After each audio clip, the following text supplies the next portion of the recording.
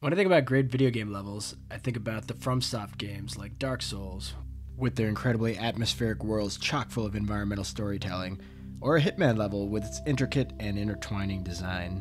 But what about games like Mass Effect? This is one of my favorite trilogies ever, and it's mostly because of the story and the characters, but the first game doesn't really have discrete levels. It has sort of broader missions where the various story beats occur. Mass Effect 2 and 3 have more discrete levels, but I thought, man, I really want to analyze those various missions in Mass Effect and see which ones I actually prefer to the others. Plus, this channel is called Pointless Rewind, and it's all about me pointlessly going back and analyzing the crap out of things from my past. So here we go. This is my level review for the Mass Effect Prologue. Just a note, there will be spoilers for the entire trilogy. I have not played Mass Effect Andromeda, so probably no spoilers for that. Sitting down to do this, I had a clear plan in my mind that the first video would be on Eden Prime. And then, to my shock, despite the fact that this is my 6th playthrough, I realized the prologue is way more than just Eden Prime. We've got the whole introductory sequence aboard the Normandy when you meet all the characters and learn a bit about the lore. Then you've got the mission proper on Eden Prime where you actually fight the Geth. And then you got the post-mission debrief on the Normandy where Shepard talks about her visions. In my head, the Normandy stuff was all separate, and Eden Prime was mostly exploration and combat based. So I was thrilled that it's actually predominantly world building, plot developments, and character introductions that make up the bulk of my playtime. This playthrough of the prologue took me 91 minutes and 40 seconds. I spent 19 minutes and 45 seconds reading up on the codex, which is kind of long for someone who's played this game 6 times, seeing as I've read all these codex entries several times before, but each time I play, I just insist on reading through them again. I spent 40 minutes and 18 seconds in conversation, which this was the biggest surprise for me. So in my head, I'm thinking, okay, Eden Prime is basically a straight line where you just walk through, get introduced to the Geth, and fight to get to the beacon. And yeah, I knew that there was all that exposition aboard the Normandy, but I didn't remember how dense it gets. And I love the conversations in this game, so more conversations is always a good thing. Speaking of being surprised, I was shocked by how freaking good the cutscenes are in this game. The shots of the Normandy flying through space are phenomenal. So I'm glad I got to spend 6 minutes and 44 seconds watching these cutscenes. Although, to be honest, the cutscenes of the characters themselves are a lot weaker. And I'm talking Shepard's awkward walks where she just sort of blatantly runs into a crew member and tries to act like, oh god, I'm so busy, I gotta get out of here. Or when she hilariously hustles over to save idiotic Kaidan. And speaking of hustling around, I spent 14 minutes and 49 seconds walking around and exploring, because that's kind of what you do in a video game. And then to round things out, I spent 10 minutes and 4 seconds in combat. And I am just glad to say I'm playing the Legendary Edition and not the original. It was way less janky than it could have been. So I want to focus on those top 3 components first, because essentially those introduce the lore, the characters, and the plot lines, which are really the reasons I play Mass Effect.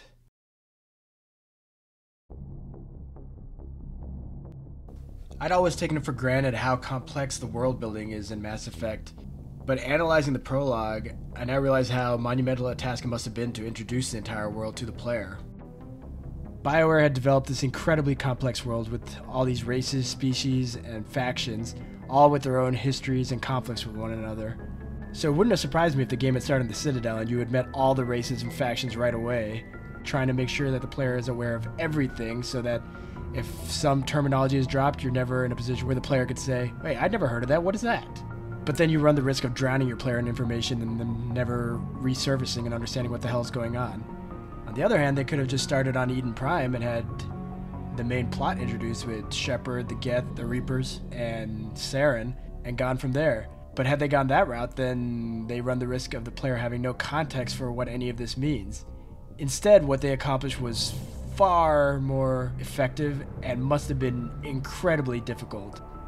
They do this not by having Shepard be some novice, young, know-nothing character who has to ask every other character, hey, what's this mean? What's that mean? No, instead what they do is they put Shepard into this situation where he or she doesn't quite know what's going on, and then through natural conversations with members of the Normandy from the cockpit to the briefing room, slowly piece together enough background information so that when Shepard is finally given her mission, the player is able to relate how the plot fits in with the larger universe. The game starts with a awesome cutscene where Shepard is just staring off into nothing, and Anderson and Udina are talking about Shepard and her role in humanity's future.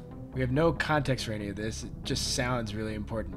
But then when we get control of Shepard, we immediately get a codex entry describing humanity's galactic history. So then Shepard walks over and talks to Pressley. Now Presley's being all anal about, oh man, we have our stealth systems up, so what the hell are we doing here? And also, he has this really unhealthy obsession with this guy Nihlus.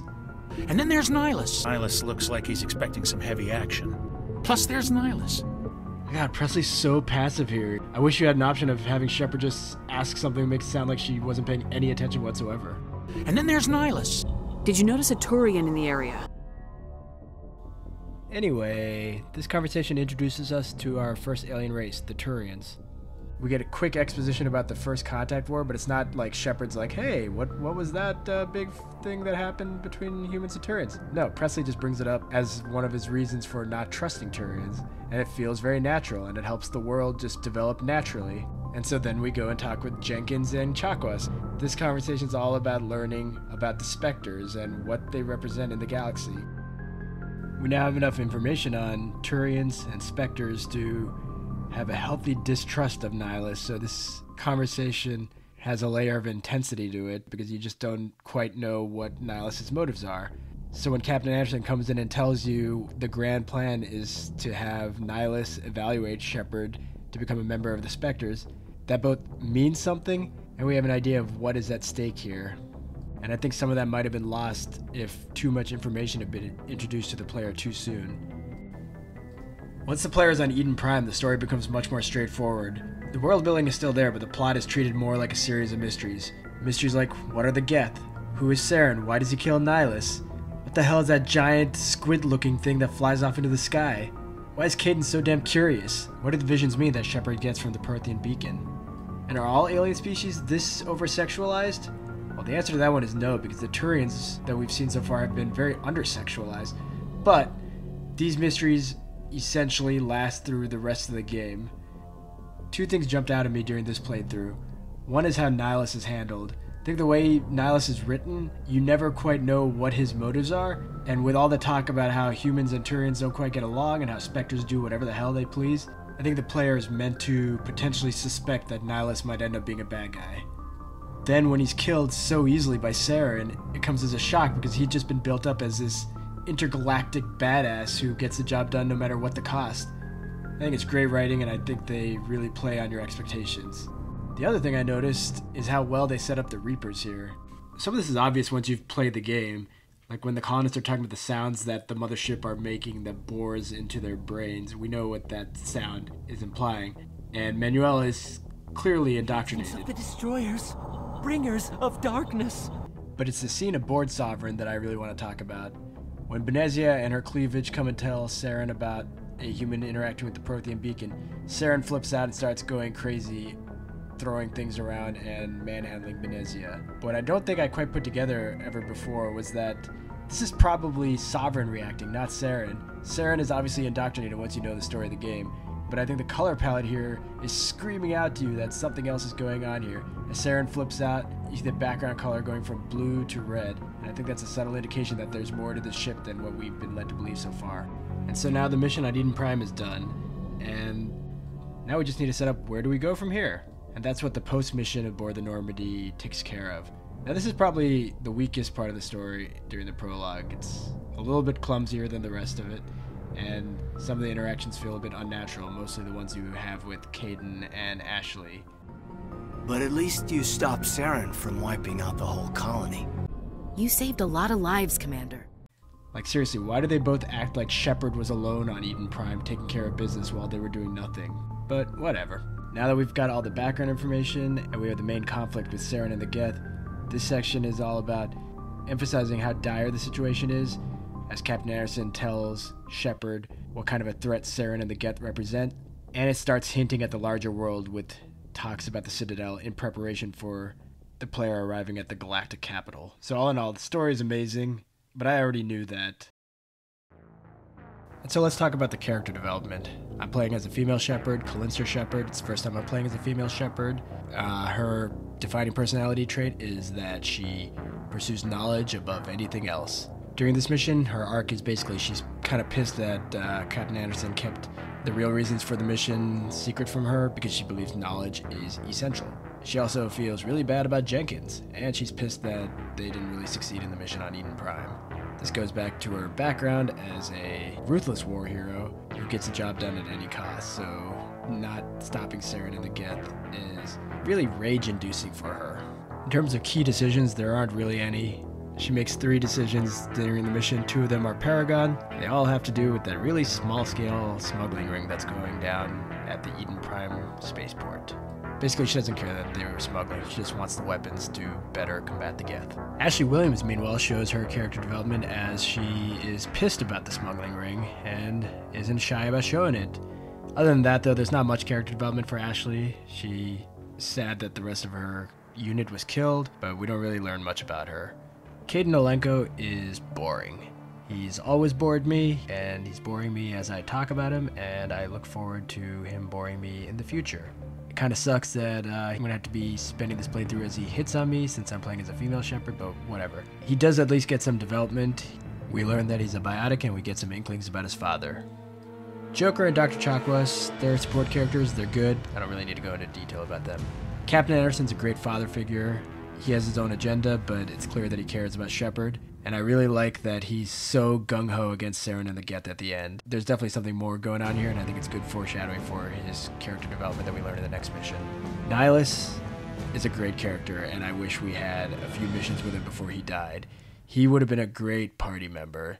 The conversation he has with Shepard is laced with elitism and arrogance, and it's delicious. You don't get that many chances to watch Shepard deal with party members who kind of look down at him, so I think that would have been a great dynamic, and even though the prologue handled him almost perfectly, I do pine for a world where Nihlus was a party member. And then we get to Saren. Saren's a great villain. We don't learn much about him here, but his brief scenes are incredibly intense, and he's just set up really well. All the talk before about rogue specters and what would you do if there was a rogue specter, and then it turns out that Saren is a rogue specter. You just know that you're going to have an epic confrontation with Saren by the end of this game. And now, because I like to see how often the different aspects of the lore are discussed, I have all of these useless stats. This is not a rigorous statistical analysis. These numbers are probably off because I literally am counting how often something is a topic of a conversation. Nihlus. And there's lots of errors, but hey, maybe it's fun. Let's start with the different races. At number 1, we got the Geth. They are the enemies that you fight in this mission, and all the characters are asking variations of, what are the Geth doing here? How'd the Geth get here from the Perseus Veil? Oh no, what does Saren want with the Geth? We don't actually learn much about the Geth, but they are mentioned a lot here because they are a major part of the mystery of the game. At number 2, we got humanity.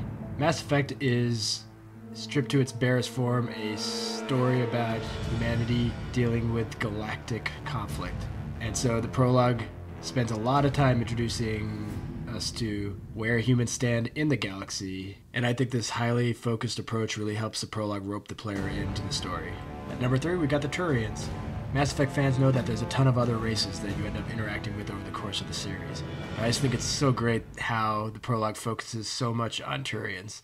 Turians are the first race that humanity encountered, and so it makes sense to have them as the major race that you interact with during the prologue. Aside from a few references in the Codex, there's no mentions of Solarians, Asari, Krogan, or any of the other races. I think there might be one mention of Quarians when we're talking about the Geth, but that's it.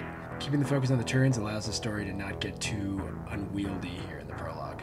And rounding out the top 4 are the Protheans. We don't learn a lot about the Protheans. We know that much of galactic technology is based on Prothean technology, but the game sets up the Protheans as the underlying mystery that drives the story, and we spend much of the game slowly piecing together what exactly happened to this enigmatic race. Let's talk locations. So obviously Eden Prime is mentioned the most during this mission because it's where the mission takes place. What surprised me is that the Citadel and Citadel Space are mentioned the same amount of times, but the game doesn't force you to actually learn about it until the very end of the mission, right before you head there. So, number 1. Tied at number 3 are Earth and Torfin, and this is specific for a ruthless background. Torfin is just mentioned as a way of saying, hey, Shepard did shit back in the day. and Earth gets a couple of token mentions from Dr. Chakwas and Anderson. As for characters mentioned, Nihlus takes the crown, and that's probably clear from how much I talked about him already. Shepard and Anderson come in tied at number 2. Shepard is the main character, everyone's talking about him or her at the beginning of the mission, and Anderson gets a lot of exposition. People talk about his reputation throughout the mission, and Saren rounds out the top 4.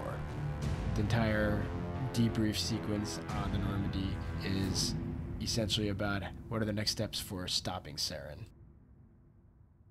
As for the different factions, Spectres lead the way with 20 mentions. One of the major aspects of the plot is humanity's drive to get Shepard as the first human Spectre, and there's a lot of drama as Jenkins fanboys about Nihlus being a Spectre, and at the end when Anderson talks about Saren being a rogue Spectre. The Alliance comes in at second, makes sense again because of humanity's importance to the story, as the Alliance forms the backbone of humanity's history in the galaxy. And those are really the only 2 factions that are major parts of the first mission. So let's talk gameplay now. The conversation system is introduced well. It's the backbone of the game. It starts simple, then you get a couple of investigate options. You only get some decision points in the middle of the mission with the smuggling ring. A couple Paragon Renegade options, but nothing too big. The choices here are not very impactful, so you don't have to worry about making some catastrophic choices. Exploration is super rudimentary. You just walk around, run around. Hacking is pointless and obnoxiously boring, so I never actually consider walking around to be fun. It might be visually arresting or enjoyable from an atmospheric point of view, but the actual act of exploring is bleh. The combat, this is the Legendary Edition, so the combat's not terrible, but it rarely is actually fun. It lacks feedback and impact. The cover system is janky. Characters stand out in the open all the time, and while using the biotic and tech powers is fundamentally intriguing, it never actually sticks in my mind other than I think, oh, it's cool that people fly around. But what I want to focus on is the level design, so let's talk about that. So in general, I think this mission is very well designed in terms of progressing the player forward and having interesting things to see. The Normandy drops you off in this large clearing where you have a striking visual of these giant structures off in the background, and that coupled with the apocalyptic sounds of a thing that sounds like a bastardized alarm in the background that actually kind of also sounds like a Reaper. Oh God, what happened here? Whatever that sound is, though, it combines really well with the visuals to give Eden Prime a sense of scale right off the bat. Then you get a little trek through the woods where you meet the gas bags and Jenkins meets his end. It's also here where you have your first combat encounter of the game. Now these are against Geth recon drones, which are super easy and go down in basically one hit, even on Insanity. These first couple of sequences just serve to introduce the player to the mechanics, and they do their job. My only issue is that the Geth recon drones are barely seen for the rest of the game, let alone the series. I think they show up once in Mass Effect 2. So they feel like literally an enemy that was just designed for these first brief combat moments. It's not a big complaint, but they don't make a lasting impression on the player. And then as you leave the woods, you enter into sort of a rocky clearing where you can see the first indications of the colonist buildings on top of the hills and the signs of destruction, but you haven't seen the destruction quite yet firsthand. This is also the first time we see the Geth, who are the main enemies we encounter in Mass Effect. Now, right away, I think they do a good job of giving the Geth sort of a signature style. The ocular search beam type thing that they all have on their heads is incredibly striking. I love the way it looks, and the sound design is also incredible. In terms of actually fighting them, these are just basic shooter game grunts. This specific combat encounter, it's super simple. 2 standard troopers just shooting at Ashley while you and Kaidan are taking pot shots from afar. They don't even target you unless you really suck at the game. But the gameplay is just easing you into the combat system. It's not long until you happen upon the dig site, and I think this is one thing that the Prologue does really well. It has these very distinguished looking areas that make them stand out. Like this area's got these shining, almost grid-like white structures on the sides, and I can't tell if that's a Prothean thing or if that's the colonists digging down into this quarry to unearth the Prothean beacon, but I think it's just very interesting to look at. Combat-wise, this area continues the mission's pattern of just adding layers of complexity to the systems. This is the first combat scenario where the enemies can take cover. It's nothing special. It's like the combat never really gets to a point where I'm like, oh man, this is so fun in Mass Effect. But in terms of design, I do think this level is doing a good job of naturally introducing these systems. So now we head up to the camp, and this is where we see what the dragon's teeth actually do to people, and it's pretty awful. You fight some husks, and this is the first time the game has an enemy that's not shooting at you from afar. In general, I think the husks and the husk-like enemies in Mass Effect suck. Where I thought the Geth looked cool, the husks just look like generic zombies with like wires and blue eyes and crap. But here they're manageable because there are so few of them, and the game makes their introduction pretty easy because there's a giant rock in the middle that they have to go around. Back to the environmental design, we've got some good visual storytelling. There have been all these hints about how bad the destruction is and what's been going on here, and now you get to finally see it firsthand. So now after seeing the destroyed camp, we crest the hill and we spot the spaceport, where we can see Sovereign in the background flying away. It's probably the most memorable image I have of this game. I love everything about the design, the music, and the atmosphere. Like, we'd already seen the image of Sovereign back when we saw the grainy video footage, but this shot basically tells the player that this is important and you will be meeting him again. But even without that shot of Sovereign, this is the level design at its grandest. This is the largest area you've seen all at once, with multiple different elevations, and a completely different type of structure from the camp you had just been at. I think it's also interesting that whereas the base camp was utterly destroyed, this area is, you know, it has some damage. It's got some sporadic bits of flame here or there, but for the most part, it's intact, and that makes sense because Saren and the Geth are using the tram system to transport the beacon. And the combat here is bigger as well, as it takes a couple of stuff that we've already seen and starts to combine them up. You've got different enemy types at the same time. You have to vary your tactics just a little bit. Still, really few enemies, so it's not that big of a deal, but it reinforces that Eden Prime is essentially a training mission for the player. The rest of the mission plays out like a chase to grab the Prothean beacon before Saren gets away with it. You have the sequence on the tram system, which is basically a straight line shooting gallery, as you encounter tons of Geth, including a new one, the Geth Destroyer. This guy is visually distinctive.